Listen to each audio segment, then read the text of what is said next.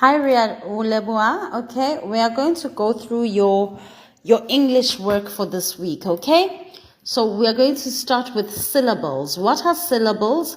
Syllables are when you break words down into different sections. When you break words down, you are breaking them into word parts. So this word has got 1, 2, 3 parts. This word has got 1, 2, 3 parts. This word, we cannot break it into any parts, so it's got one syllable. This word, we cannot break into parts, so it's got one syllable. This word has got 1, 2 parts, which means it has got 2 syllables. So how do we break down the word basketball? Basketball. 1, 2, 3 sounds, 3 word parts, 3 syllables. How do we break down the word strawberry? Strawberry. Strawberry. Strawberry into, it's got 3 syllables. Jump is just 1 syllable. We can't break it into sections. Sing is just 1 syllable. We don't break it into section. Birthday is birthday. So it gets 1, 2 claps. So it's got 2 syllables. It's got 2 different word parts. Those are your syllables. Mommy, you will assist him with that. And then we go into tenses. What you have to do with these sentences is you have to tell us if the sentence is in the present tense, or if it's in the past tense, or if it's in the future tense. What is the present tense? You will have to look at your verb in every sentence. You will have to look at the verb. What is a verb again? A verb is the doing word. It's the doing word in your sentence, which you will have to look at to see if your sentence is in the present tense or the past tense or the future tense. Now let's go look at those sentences. It says, Tom will walk his dog. What gives us a clue about which tense this sentence is in? It's the word will. Will tells us that it hasn't happened yet. Tom has not walked his dog yet, but he will walk his dog in the future.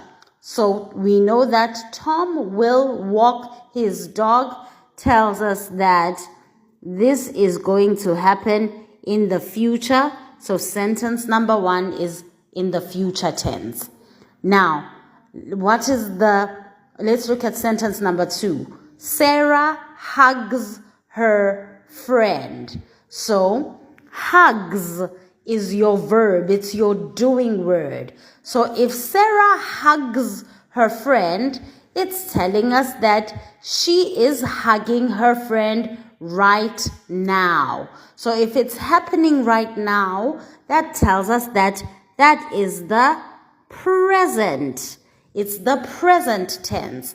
If something is happening now, it is happening in the present tense. And then we look at sentence number 3. Lila blew her nose.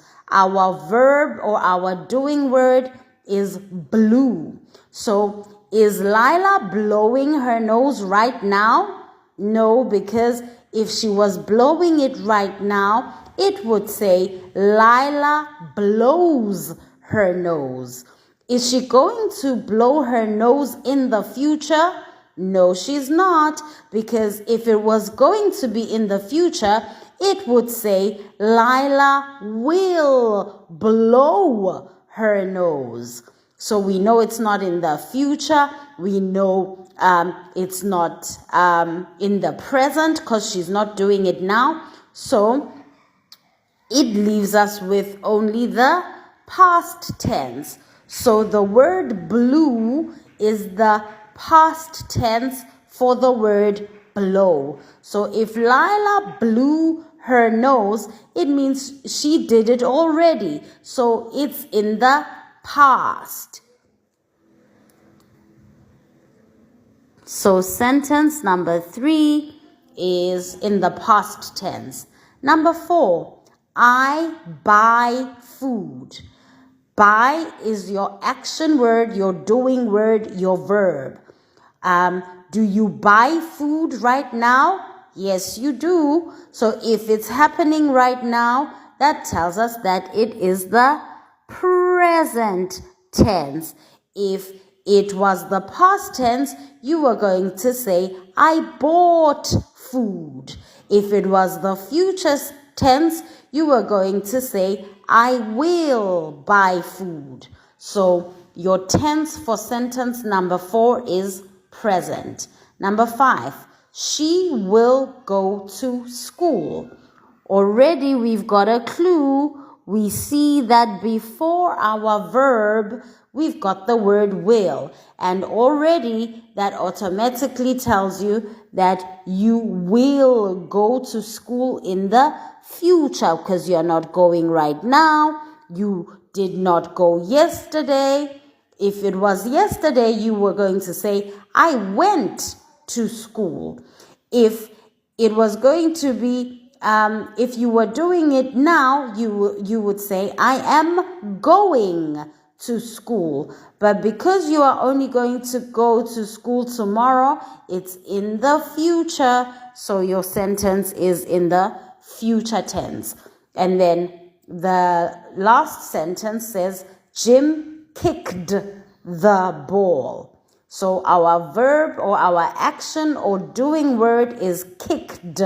So if it was in the present, if it was in the present tense, you are going to say, Jim is kicking the ball. He would be doing it right now.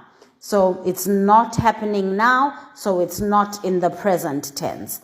So if Jim was going to kick the ball tomorrow, you were going to say, Jim will kick the ball. Will kick the ball. So that would tell us it would be happening in the future.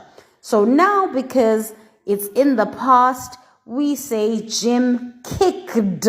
He kicked the ball. It already happened. So this is in the past tense. Okay?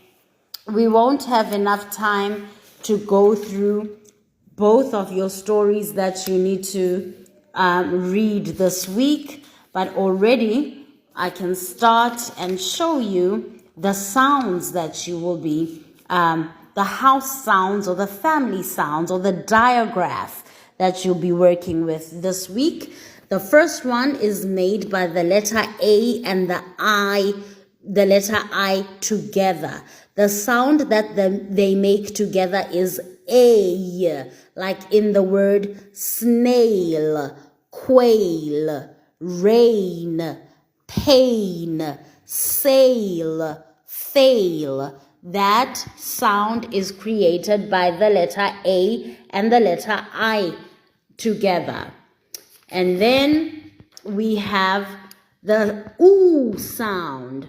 The oo sound is created by the letter U and the letter E together. It sounds like oo. It is one of the house sounds that sound like oo. There are others that sound like oo as well. But this oo is the one that you will find in the word blue and tissue and clue and true and argue. So clue, tissue, issue, and glue and argue, they all have the oo sound, but it sounds like it's made by the letter U and E together. The letters U and E together. Oo, like in clue and blue and tissue.